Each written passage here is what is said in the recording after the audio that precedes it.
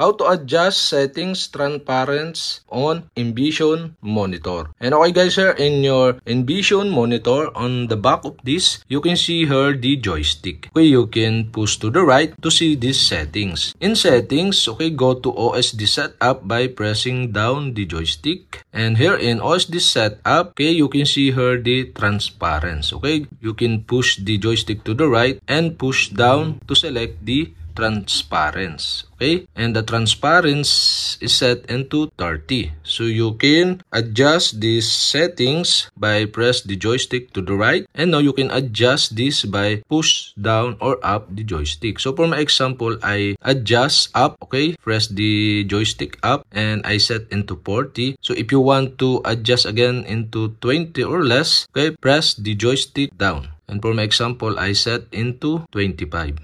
And that's it. Okay, you have successfully adjust settings transparency on Envision monitor. And okay guys, if you have a question, kindly comment below. And don't forget to hit the subscribe button and the bell to notify you if I have new video. Okay, thanks for watching.